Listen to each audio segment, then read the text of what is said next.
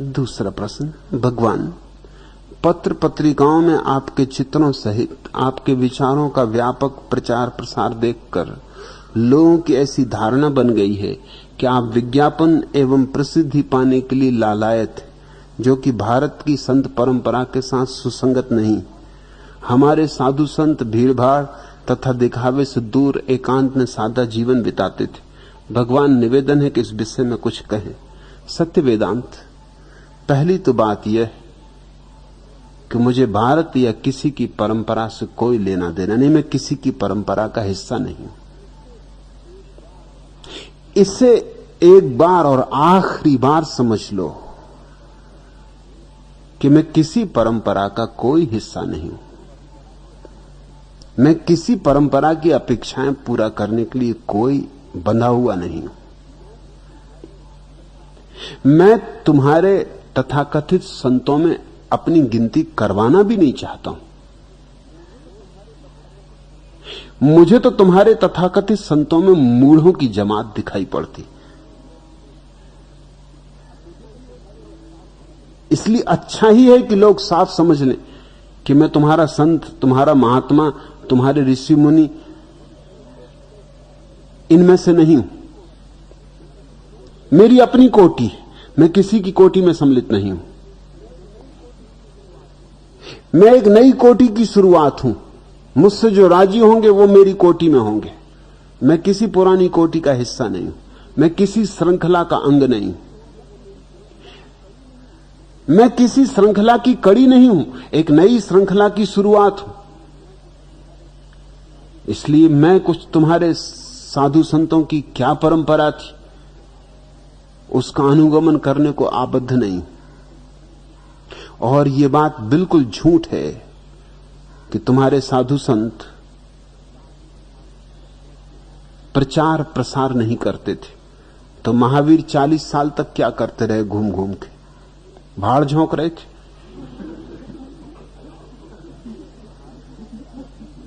पूरे बिहार को रौंद डाला। उनके ही कारण बिहार नाम पड़ा प्रदेश का, बुद्ध और महावीर के कारण। बिहार का मतलब होता है भ्रमण। चूंकि बुद्ध और महावीर ने पूरी जमीन रौंद डाली बिहार की, इसलिए इसका प्रदेश का नाम ही बिहार हो गया, जहां बुद्ध और महावीर विहार करते, विचरण करते। जहां तक उन्होंने विचरण किया वही सीमा बनी बिहार की। 40 साल तक महावीर ने, 42 साल तक बुद्ध ने। आखिर क्या किया? मैं तो अपने कमरे से बाहर जाता नहीं।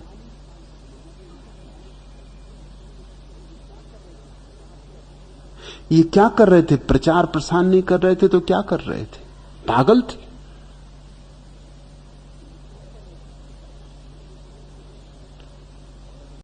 और अगर तुम्हारे साधु संत प्रचार प्रसार नहीं करते तो उन्होंने शास्त्र क्यों लिखे? क्या जरूरत थी शास्त्र लिखने की? वेद क्यों रचे?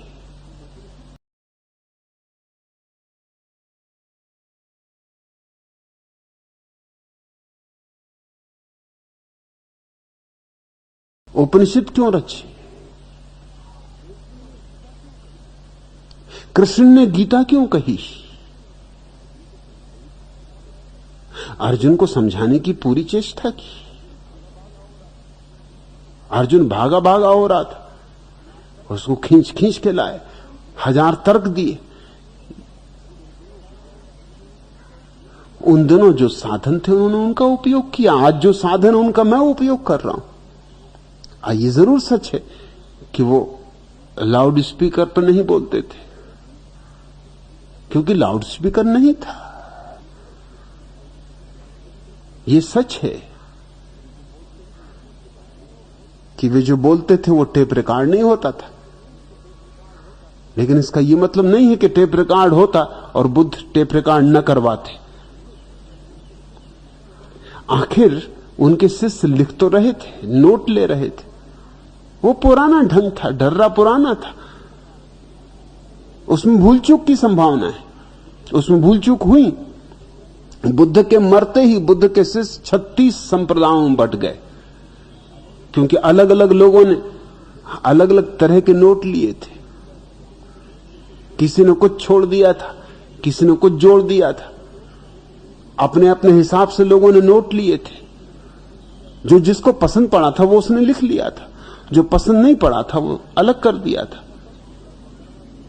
मीठा मीठा गप, कड़वा कड़वा थू, 36 संप्रदाय हो गए।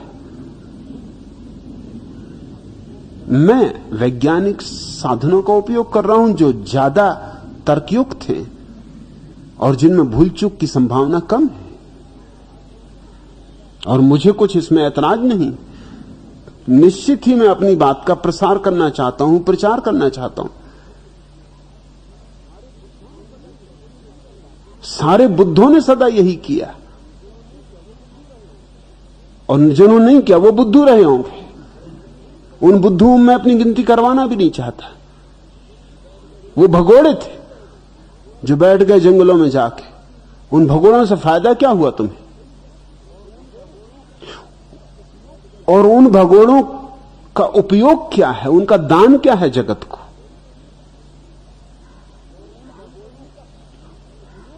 दान तो इनका है, बुद्ध का, महावीर का, जीसस का, मोहम्मद का, जरथुस्त्र का, लाओत्सु का दान इनका है। मगर इनका दान कैसे संभव हो पाया? क्योंकि उन्होंने प्रचार प्रसार किया। मैं विज्ञापन का विरोधी नहीं हूं, क्योंकि जब दुनिया में असत्य का विज्ञापन होता हो तो सत्य का विज्ञापन क्यों ना हो? जोर शोर से होना चाहिए। असत्य से अगर लड़ना हो तो असत्य जिन जिन साधनों का उपयोग करता है वे सारे साधन सत्य को भी उपयोग करने पड़ेंगे। अगर असत्य रेडियो से प्रचारित होता है, टेलीविजन पर प्रसारित होता है, फिल्म बनती है असत्य की, तो सत्य की भी बननी चाहिए, और सत्य भी रेडियो से बोला जाना चाहिए और टेलीविजन पर होना चाहिए। मैं तो सारी चेष्टा करूंगा। सत्य के लिए कुछ भी उठा नहीं छोड़ना है, कुछ भी अधूरा नहीं छोड़ना है।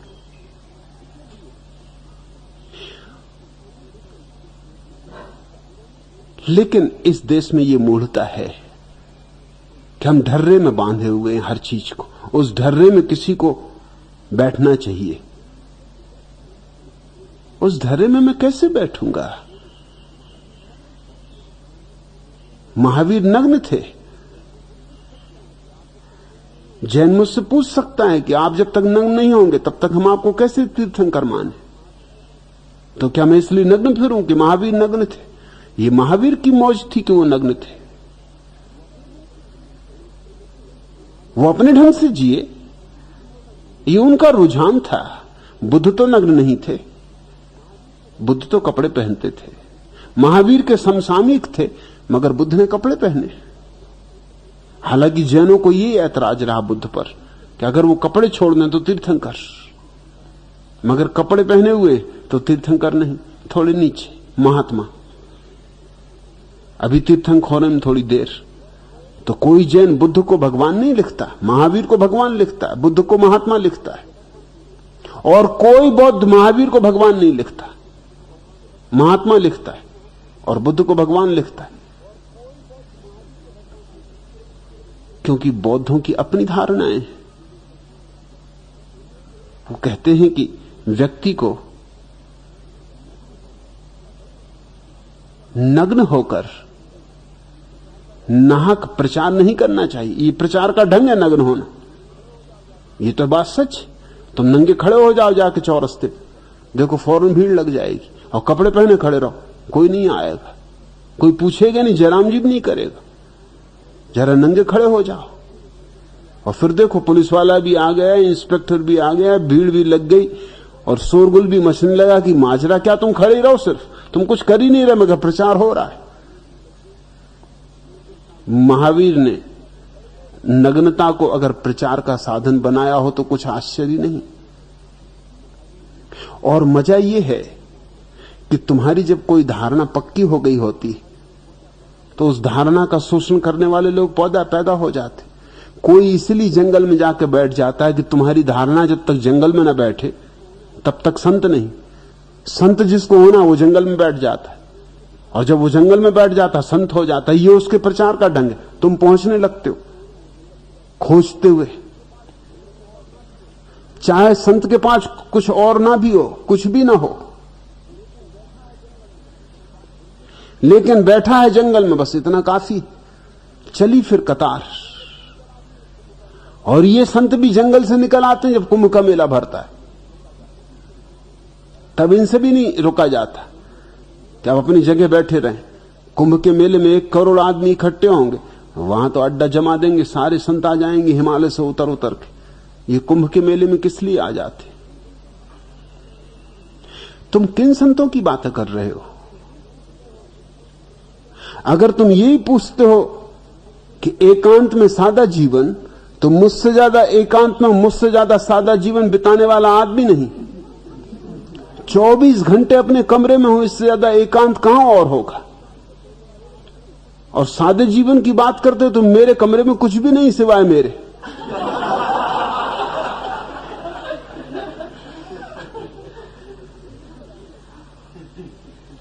बिल्कुल अकेला हूं, सामान भी नहीं।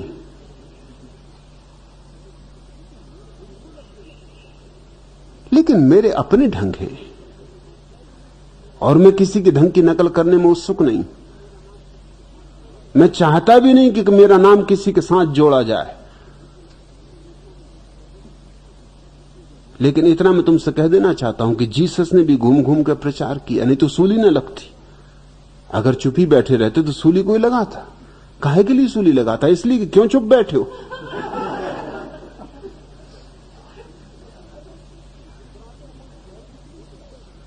तो सुकरात को कोई जहर किस लिए पिलाता? इसलिए कि चुप क्यों बैठे हो, जहर पिलाएंगे। बोलो। सुकरात प्रचार कर रहा था। सत्य जब प्रकट होगा तो उसका प्रचार रोका नहीं जा सकता। और जो चुप बैठे रहे जंगलों में, जाहिर है बुद्धू थे, कुछ सत्य वगैरह उपलब्ध नहीं हुआ था। नहीं तो जिनको सत्य उपलब्ध हुआ है वो जंगल से वापस बस्ती में लौट आए। आखिर उनसे कहना होगा, जिनको नहीं उपलब्ध हुआ है उनको खबर देनी होगी। जब फूल खिलेगा तो गंध उड़ेगी। ये भी प्रचार ही है फूल का। अगर यूं समझो तो प्रचार है, क्योंकि फूल खबर दे रहा है कि मैं खिल चुका। मधुमक्खियों आओ। ये फूल कह रहा है तितलियों, ये मेरा संदेश रहा, ये मैं खबर भेजे दे रहा हूं। और मधुमक्खियों को दूर खबर लग जाती, 3-3 मील दूर फूल की गंध पकड़ जाती। सूरज निकलता है सुबह तो कोई ऐसे कंबल ओढ़ के नहीं निकलता। काली कमली वाले बाबा, सारी किरणें दूर दूर तक फैल जाती। ये सब प्रचार प्रसार है। एक एक फूल को जाके गुदगुदाती हैं कि खिल, एक एक पक्षी के कंठ में गुदगुदाती हैं कि बोल, गा। द्वार दरवाजों पर दस्तक देती हैं कि उठो, जागो, सुबह हो गई। तुम तो सूरज से कहने लगे, भैया तुम कंबल ओढ़ के क्यों नहीं निकलते? इतना प्रचार प्रसार की क्या जरूरत है? फूल फूल को जगाए दे रहे हो, पक्षी पक्षी को गवाए दे रहे हो, मोरों को नचाए दे रहे हो, लोगों को सोने नहीं दे रहे हो, उठाए दे रहे हो। अपना कंबल ओढ़ के आओ जाओ चुपचाप, सादा जीवन, ऊंचे विचार। ये क्या कर रहे हो? मैं हूं तो मेरी किरणें भी लोगों तक पहुंचेंगी, उनके द्वारों पर दस्तक भी देंगी। और मैं हूं तो लोगों के गीत भी गूंजेंगे। और मैं हूं तो मेरी गंध भी जाएगी। परवानों तक जानी ही चाहिए खबर समा की। समा भी खबर भेजती, बिना खबर नहीं पहुंचती परवानों तक बात। वो किरणें पहुंच जाती हैं समा की। उसकी नाचती हुई लौ परवानों के भीतर नाच को जगा देती।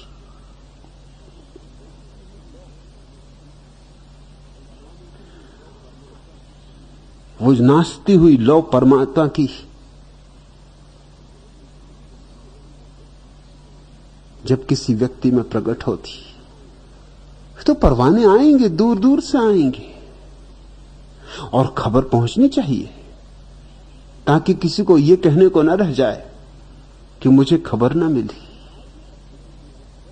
ताकि कोई यह शिकायत ना कर सके कि मुझे खबर ना मिली। तो मैं तो जोर से प्रचार करने में तैयार हूं, मुझे इसमें कोई अड़चन नहीं। और इसको एक बार की मेरे सन्यासियों को, सारी दुनिया को साफ कर देना चाहिए कि मैं प्रचार के अत्याधुनिक साधन उपयोग करूंगा, कर रहा हूं। क्या कारण कि थोड़े से लोगों को लाभ हो? क्या कंजूसी? जब बांटना ही है तो जितने ज्यादा लोगों को बढ़ सके उतना अच्छा। मगर कुछ भोंदू हैं जिनको अड़चन होती, उन भोंदुओं की बंधी हुई धारणाएं।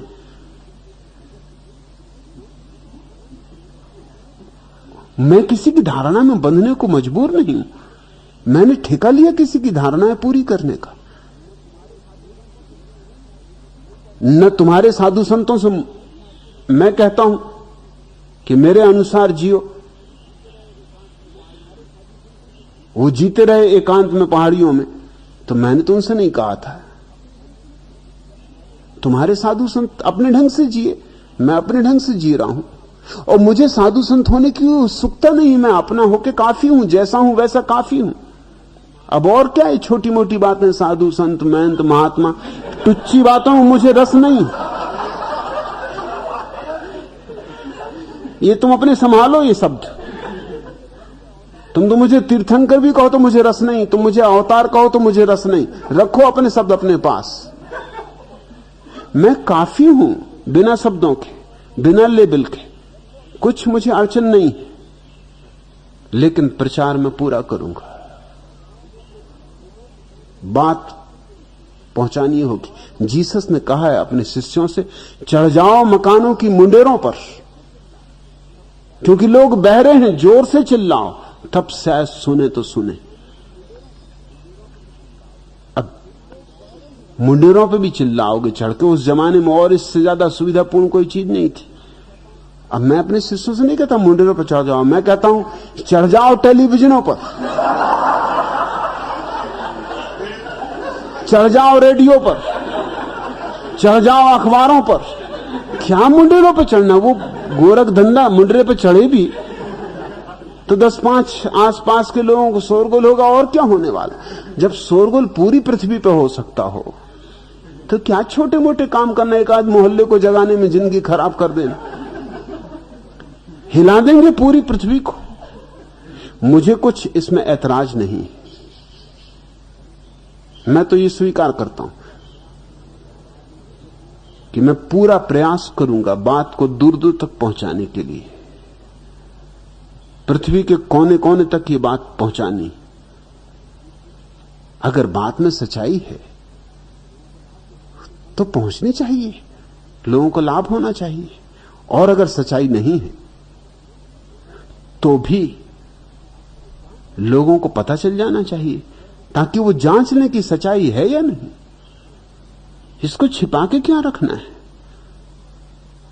इसको उघाड़ना है। मुझे अपने सत्य पर भरोसा है। जो चुपचाप बैठे रहे हों उनको भरोसा नहीं रहा होगा, डरपोक रहे होंगे, कायर रहे होंगे, भयभीत रहे होंगे कि किससे कहें, कोई माने न माने, और कौन कह के झंझट में पड़े। कोई तर्क करने लगे, कोई विवाद करने लगे। मेरी चुनौती है, जिसको तर्क करना हो तर्क करे, विवाद करना हो विवाद करे। मुझे सब में रस है। मैं विवाद करने को तैयार हूं, तर्क करने को तैयार हूं। मेरे लिए खेल से ज्यादा कुछ भी नहीं। जिसको पीना है उसको पिलाने को तैयार हूं, जिसको मुठभेड़ करनी उससे मुठभेड़ करने के लिए भी तैयार हूं। मुझे कोई अड़चन नहीं। इतना तय है कि मैंने जो जाना है वो मेरे लिए इतना प्रगाढ़ सत्य है कि मुझे कोई संकोच नहीं कि उसका प्रचार हो। ढोल पीटकर, दुदुम्भी बजाकर उसका प्रचार करना है। इसलिए तुम्हें गैरिक वस्त्र दिए। तुम क्या सोचते हो गैरिक वस्त्रों से कोई मुक्ति होती? गलती में हो।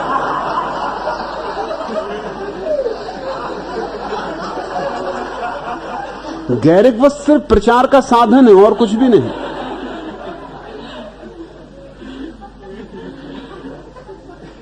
गैरिक वस्त्र ऐसे तुम जहां भी पहुंचे वहीं लोगों को चौंकाओगे कि ये चला रहा है, एक आदमी और पागल हुआ। तुम्हें देख के वो मेरे संबंध में पूछना शुरू कर देगा। उसे मेरी बात करनी ही पड़ेगी। मैं उसको मजबूर कर रहा हूं। उसको पता नहीं कि मैं उसको मजबूर कर रहा हूं, तो उसे मेरे संबंध में चर्चा करनी पड़ेगी। उसे पता नहीं कि मैंने किस तरकीब से उसकी गर्दन पकड़ ली। वो समझ रहा है कि बड़ी होशियारी की बातें कर रहा है।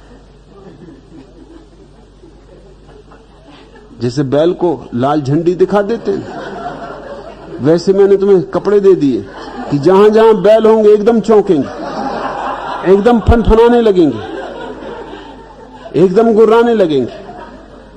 और मेरे सन्यासियों को कोई अड़चन है, वो तत्क्षण उछल के बैल के ऊपर सवार हो जाएंगे, वो सवारी गांठ देंगे। ऐसा मौका वो छोड़ती नहीं। हर बैल पे चढ़ जाओ, जहां मिले चढ़ जाओ। जी खोल के प्रचार करो। लोग सोचते इस तरह की आलोचनाएं करके वो कोई मेरी निंदा कर सकते। मैं इनको आलोचना मानते नहीं, मैं तो इसको अपना काम मानता हूं। सच तो यह है कि जो लोग मेरे खिलाफ इस तरह की बातें करते हैं वो सब मेरे प्रचार में लगे, उनको पता नहीं मेरे अपने काम के ढंग।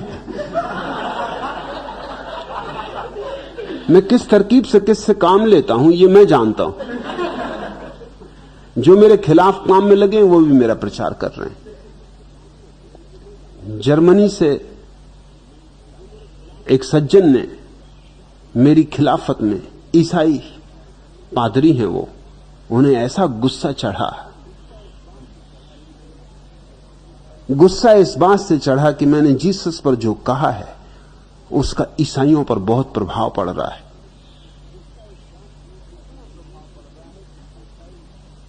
इतना प्रभाव पड़ रहा है कि ईसाई पादरियों को भी यह स्वीकार करना पड़ा है कि सदियों में कोई ईसाई भी ईसा पर इस तरह नहीं बोला है। तो बेचैनी तो फैली गई कि गैर ईसाई ईसा पर ऐसी बात कह सका, इतनी साफ सुथरी, और हम क्या करते रहे। तो उस ईसाई पादरी को इतना गुस्सा आया, उसने अपना मकान बेच दिया। अपना मकान बेच के अपने बेटे को सारा पैसा दिया कि एक फिल्म बनाओ, आश्रम की इस तरह की फिल्म बनाओ कि जो जो नकारात्मक हो, जो जो गलत हो, उसी उसी को उभार के दिखाओ। ऐसी बीभत्स फिल्म बनाओ, उसको जर्मनी में जगह जगह प्रचारित करो ताकि लोग पूना जाना बंद कर दें। वो आया, उसके पहले खबर भी आ गई मुझे। सन्यासियों ने खबर भेजी कि ये सज्जन एक आ रहे हैं, इनके पिता ने मकान बेच दिया है। ऐसी कुर्बानी दी उन्होंने, अपना मकान ही बेच दिया, और ये फिल्म बनाने आ रहा है। इनको फिल्म ना बनानी जाए। मैंने कहा कि इसकी फिक्र ही मत करो, इनको फिल्म बनानी दी जाए और जैसी बनानी हो ये बनाए। उसने गलत ही फिल्म बनाई, गलत ही बनाने के लिए वो आया था, मगर हमारी तरफ से वो पूरा सहयोग मिला। वो भी थोड़ा चौंकता था कि बात क्या, पता भी चल गया, उसको भी पता था कि पता चल गया, डरा हुआ था। फिल्म भी बना के गया। फिल्म पूरी जर्मनी में दिखाई जा रही। सोचा था कुछ, हुआ कुछ। लोग उस फिल्म को देख के आ रहे हैं। मेरे पास रोज पत्र आते हैं कि हमने वो फिल्म क्या देखी। हमारा दिल एकदम पूना आने के लिए आतुर हो उठा। अभी निरंजना, मेरी एक सन्यासिनी, वापस लौटी स्विट्जरलैंड से। उसने कहा कि मैं एक होटल में खाना खा रही थी, 2 महिलाएं मेरे पास आईं, गैरिक वस्त्र देखे, माला देखी और कहा कि ठीक, हम तलाश में थे कि इस सन्यासी को हम अपने उद्गार प्रकट करना चाहते। हमने वो फिल्म देखी जो आश्रम के खिलाफ बनाई गई, मगर हमारा हृदय आंदोलित हो गया है। हम जल्दी ही आना चाहते। जिस आदमी की हमें प्रतीक्षा थी, लगता है वो आ गया, और जिस आंदोलन की हम आशा करते थे, लगता है वो शुरू हो गया। निरंजना तो बहुत चौंकी, क्योंकि उसने सुन रखा था कि फिल्म गलत बनाई गई है, विपरीत बनाई गई है, दुश्मनों ने बनाई है। उसने पूछा कि आप उस फिल्म को देख के इतने प्रभावित? उन्होंने कहा कि माना कि फिल्म बनाई गई नकारात्मक दृष्टि से, वो साफ है कि कोई आदमी जान के पूरा का पूरा गलत उपस्थित कर रहा है। वो बात इतनी साफ है कि अंधे को भी दिखाई पड़ जाएगी। मगर जिस व्यक्ति के संबंध में गलत प्रदर्शित करने के लिए कोई मकान बेचता हो, फिल्म को गांव-गांव घुमाया जाता हो, वहां कुछ तो होना ही चाहिए।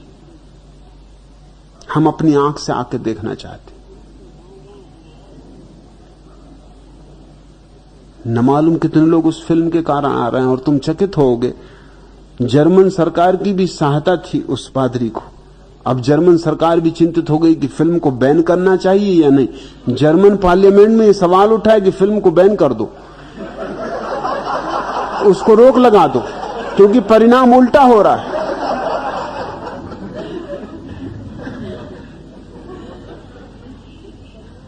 सत्य का तुम विरोध भी करोगे तो प्रचार ही होता है, और असत्य का तुम समर्थन भी करो तो भी तुम उसे खड़ा नहीं कर सकते।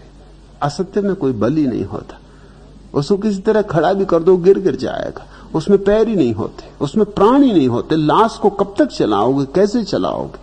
और जहां जीवन वहां तुम रुकावटें भी डालो तो हर रुकावट सीढ़ी बन जाती। सत्य और एक कदम ऊपर उठ जाता है। हर रुकावट को सीढ़ी बना लेंगे और प्रचार जोर से करना है। सत्य वेदांत, मेरी दृष्टि को ठीक से समझ लो। सारे सन्यासियों को मेरी दृष्टि ठीक से समझ लेनी चाहिए। मैं बिल्कुल ही प्रचार के पक्ष में हूं, विज्ञापन के पक्ष में हूं, और सारे आधुनिक साधना का उपयोग करना है। मैं कोई दकियानूसी परंपरागत आदमी नहीं हूं। कितनी बार इस देश के मूढ़ों को समझाओ कि मैं दकियानूस नहीं हूं, परंपरागत नहीं हूं। वो हमेशा अपनी परंपरा ही से तोलते रहते। तुमसे कहता कौन कि तुम मुझे संत मानो? तुम्हारे संतों की भीड़भाड़ में मैं खड़ा भी नहीं होना चाहता। कौन उस कचरे में खड़ा होगा? उन मुर्दों में क्या मुझे मरना है? तुम्हारे साधु संत अगर स्वर्ग जाते हैं तो मैं नरक जाना पसंद करूंगा, मगर स्वर्ग नहीं। तुम्हारे साधु संतों के साथ में बैठना भी पसंद नहीं करता। वो कोई संग साथ है, उससे तो शराबी बेहतर, जुआरी बेहतर। कम से कम आदमियों में कुछ बल तो होता। ये नपुंसकों की भीड़, इसमें मुझे कोई रस नहीं है। इसलिए तुम सोचते हो कि शायद ये मेरी निंदा हो रही है कि कोई कह देता है कि हमारे साधु संत, भारत की संत परंपरा, बाहर में जाए भारत और भारत की संत परंपरा, मुझे कुछ लेना देना नहीं। मैं भौगोलिक सीमाओं में विश्वास नहीं करता। मैं सारी मनुष्यता को एक मानता हूं। कैसा भारत और कैसा चीन, मैं किसी सीमा में भरोसा नहीं करता। सब सीमाएं तोड़ देने को आबद्ध हूं। परंपरा का सत्य से कोई संबंध नहीं। सत्य हमेशा वर्तमान का होता है, परंपरा हमेशा मुर्दा होती, अतीत की होती।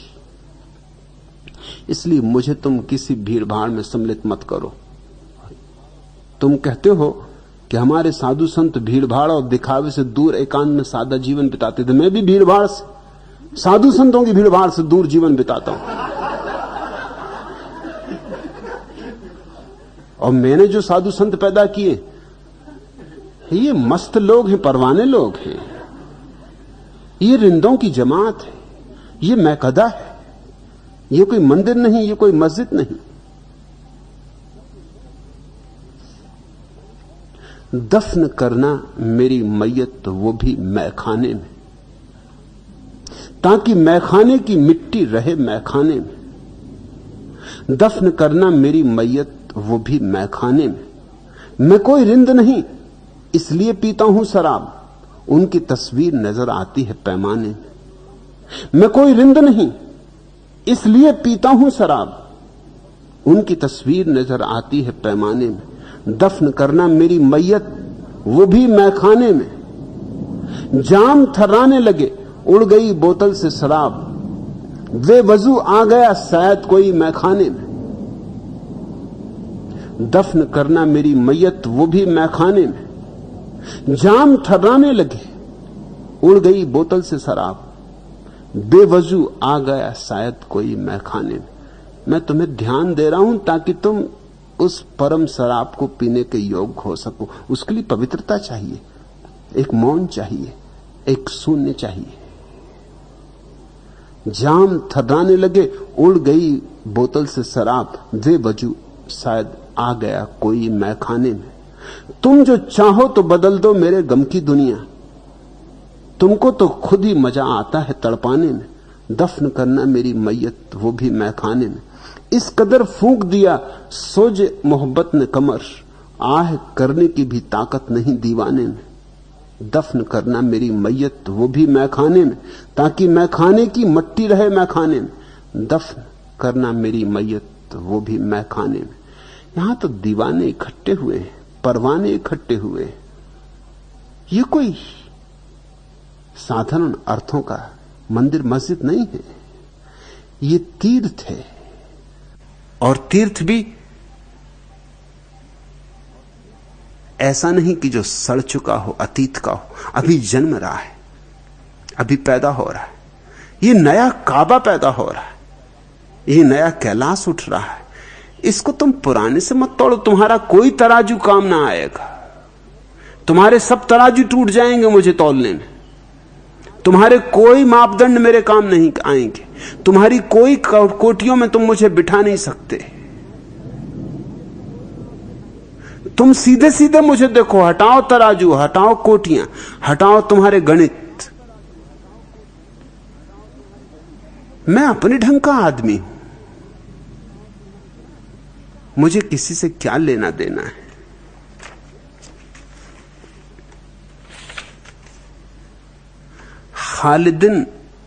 हाल दिल उनको सुनाकर मुझे क्या लेना है, उनको एहसास दिलाकर मुझे क्या लेना है। हाल दिल उनको सुनाकर मुझे क्या लेना है। एते मामात की खातिर से किया है मैंने, एते मामात की खातिर से किया है मैंने, वरना वज्म अपनी सजाकर मुझे क्या लेना है। हाल दिल उनको सुनाकर मुझे क्या लेना है। कोई मकहू में दुआ हो तो कोई बात भी हो, कोई मकहू में दुआ हो तो कोई बात भी हो, बेसबब हाथ उठाकर मुझे क्या लेना है। हाल दिल उनको सुनाकर मुझे क्या लेना है। तेरे कदमों में पड़ा हूं मैं, रहने दे मुझे। साकिया साकिया होश में आकर मुझे क्या लेना है। हाल दिल उनको सुनाकर मुझे क्या लेना है। जर्रे जर्रे में नजर आता है उनका जलवा, फिर भला तूर पर जाकर मुझे क्या लेना है। जर्रे जर्रे में नजर आता है उनका जलवा, फिर भला तूर पर जाकर मुझे क्या लेना है। हाल दिल उनको सुनाकर मुझे क्या लेना है, उनको एहसास दिलाकर मुझे क्या लेना है। हाल दिल उनको सुनाकर मुझे क्या लेना है। मुझे क्या प्रयोजन है, कौन क्या सोचता मेरे संबंध में, क्या पड़ी मुझे। सारी दुनिया से रोज अखबारों की कटिंग आती, मैं तो पढ़ता भी नहीं, देखता भी नहीं, कौन समय खराब करे। शीला आ जाती और बता जाती कि इस अखबार में ये है, इस अखबार में वो है। मैं कहता हूं ठीक, गलत है तो ठीक और ठीक है तो ठीक, किसको क्या लेना है। और इन मूढ़ों से तो क्या बात करनी। कोई मकहू में दुआ हो तो कोई बात भी हो, बेसबब हाथ उठाकर मुझे क्या लेना है। मैं तो उस जगह पहुंच गया जहां से मुझे होश में भी आने की कोई जरूरत नहीं। अब तो बेहोशी होश है। तेरे कदमों में पड़ा हूं मैं, रहने दे मुझे। साकिया साकिया होश में आकर मुझे क्या लेना है। जर्रे जर्रे में नजर आता है उनका जलवा, फिर भला तूर पर जाकर मुझे क्या लेना है। मुझे कोई प्रयोजन नहीं है, मैं अपने ही ढंग से जिए जाऊंगा। जिनको मेरे साथ जुड़ना हो उन्हें मेरा ढंग सीखना होगा। जो मेरा ढंग नहीं सीख सकते उनकी वो जान है, मुझे उनकी कुछ पड़ी नहीं। उनको विरोध करना हो, आलोचना करनी हो, जो उनको करना हो करें, लेकिन दीवाने भी इस दुनिया में कुछ कम नहीं। कल गुजरात की असेंबली में मेरे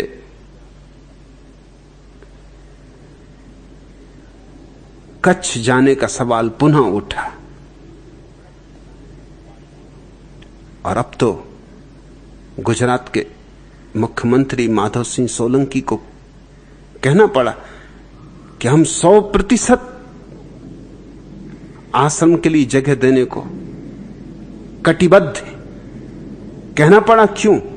कहना पड़ा इसलिए कि 65 संस्थाओं ने मेरा विरोध किया और 350 संस्थाओं ने मेरा समर्थन किया और मैं कभी कच्छ गया नहीं। अब तुम सोच सकते हो कि 65 संस्थाओं का विरोध और 350 संस्थाओं का समर्थन, और मैं कभी गया नहीं। कच्छ से मेरा कोई नाता नहीं रहा है, लेकिन गंध पहुंचने लगी। जहां मैं गया नहीं वहां भी पहुंचने लगी। 350 संस्थाओं ने अपने आप, न तो हमने सन्यासी भेजे वहां, न कोई प्रचार किया गया है, न कोई उपाय किया गया है, लेकिन सत्य के समर्थन करने वाले दीवाने भी हमेशा उपलब्ध हो जाते। अब मुंह की खानी पड़ी। वो जो 65 संस्थाएं हैं वो भी संस्थाएं नहीं है, उनमें भी 25-30 तो एक एक व्यक्तियों के कार्ड, उनमें भी ऐसे कार्ड हैं कि जिनके लिखने वालों से पूछा गया तो पता चला कि उन्हें पता ही नहीं कि उनके दस्तखत किसने किए।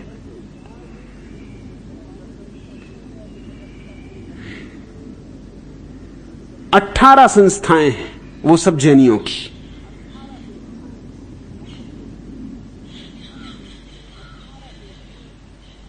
और जैनियों के छोटे छोटे पंथ, हर पंथ के नाम से एक एक दरखास्त लगा दी। एक दरखास्त इस पंथ की, एक दरखास्त उस पंथ की, और वो 4-5 आदमी हैं जो सारी दरखास्त लगवा दिए। वो 65 भी अगर खोजबीन की जाए तो 5 भी उनमें से सत्य निकलने वाले नहीं। और अगर मैं एक बार कच्छ जाऊं तो वो जो 350 की संख्या है वो 3500 हो जाएगी। मेरे बिना गए कोई बात पहुंच गई, ये कैसे पहुंच गई? मैं बैठ जाऊं किसी गुफा में, पहुंच जाएगी। सुगंध को उड़ाना होगा, फूल को, और सूरज को अपनी किरणें पहुंचानी होंगी। जरूरी नहीं कि सूरज तुम्हारे घर में आए, घर में आएगा तुम जल के खाक हो जाओगे। किरणें ही आ जाएं इतना भी काफी है। मैं तो अत्याधुनिक व्यक्ति हूं। सच तो यह है कि 21वीं सदी का व्यक्ति हूं। ये 20वीं सदी चल रही है। अभी 100 साल का वक्त है मेरे ठीक ठीक समझे जाने के लिए, लेकिन 100 साल पहले आना पड़ता था कि तैयारी शुरू हो जाए। लोग इतने धीरे धीरे चलते हैं, घसटते घसटते, कि 100 साल लग जाएंगे उनको समझने में। हर एक को अपने समय के पहले आना पड़ता है। और मैं किसी साधन को छोड़ूंगा नहीं, सारे साधनों का उपयोग करूंगा। मैं 20वीं सदी में जो उपलब्ध है उसका उपयोग करूंगा। साधारण रेडियो इत्यादि का ही उपयोग नहीं हो रहा है, अब सैटेलाइट का ही मैंने उपयोग शुरू किया। अभी एक प्रवचन सैटेलाइट से उन्होंने एक वीडियो टेप प्रसारित किया जो सारी दुनिया में देखा जा सका। नया कम्यून बन जाए, हम अपना सैटेलाइट बना लेंगे। क्या दूसरों पर निर्भर रहना? जब प्रचार ही करना हो, जो भी करना हो, उसको मैं फिर पूरी पूरी तरह करना चाहता हूं। अधूरा अधूरा क्या करना? बिहारी बिहार के क्या चक्कर लगाते रहना? इतनी बड़ी दुनिया पड़ी है। और जब कमरे में बैठ के सारी दुनिया को प्रभावित किया जा सकता हो तो जाना ही क्यों? नहीं जाता हूं उसका कारण ये कि कमरे में बैठ के अब सब कुछ किया जा सकता है। अब सारे साधन उपलब्ध हैं। महावीर बुद्ध को बेचारों को बहुत कष्ट झेलना पड़ा। 45 साल 50 साल भागते फिरे, बुढ़ापे में 82 साल के बुद्ध हो गए हैं, फिर भी चले जा रहे हैं। आखिरी दिन मरे, उस दिन भी यात्रा जारी थी। इसकी कोई जरूरत नहीं है।